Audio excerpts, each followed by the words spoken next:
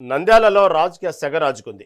మాజీ ఎమ్మెల్యే శిల్పారవిరెడ్డి వ్యాఖ్యలపై టీడీపీ యువ నాయకుడు NMD Fayaz, market yard chairman Haribabu తీవ్రంగా మండిపడ్డారు. శిల్పా సహకార్ పేరుతో రాయితీలంటూ ప్రజలను మోసం చేస్తున్నారని, బయట మార్కెట్ కంటే అక్కడే ధరలు ఎక్కువగా ఉన్నాయని విమర్శించారు. లీజు గడువు ముగిసినా మార్కెట్ యార్డు భవనాలకు ఖాళీ చేయకపోవడం సిగ్గుచేటన్నారు. నంద్యాల అభివృద్ధి కేవలం అషం ఫ్యామిలీ, తెలుగుదేశం పార్టీతోనే సాధ్యమైందని స్పష్టం చేశారు.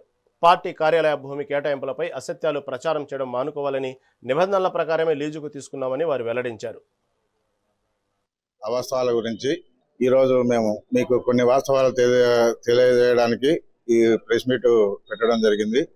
నిన్న మాజీ ఎమ్మెల్యే మాట్లాడుతూ మార్కెట్ యార్డ్లో 20 షాపులను 15 సంవత్సరాల నుంచి అతను 2000, 2200, 900 నుంచి బాడిగకి తీసుకొని వాటిని అనుభవిస్తూ నేనేదో రైతులకి పేద ప్రజలకి సేవ చేస్తున్నా అని చెప్తున్నాడు.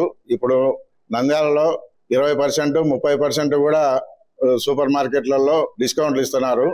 ఆయన ఇచ్చే 5% డిస్కౌంట్ కంటే ఎక్కువ డిస్కౌంట్లు ప్రతి మార్కుల్లో ఇప్పుడు ఇస్తున్నారు. ఆయన ప్రజలకేం సేవ చేయడం లేదు.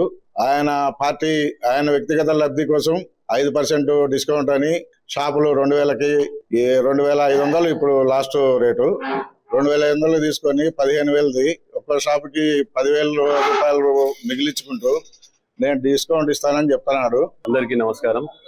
నిన్న ఎక్స్ఎమ్మెల్యే రవి గారు మాట్లాడుతూ మార్కెట్ యార్డ్ గురించి మాట్లాడారు.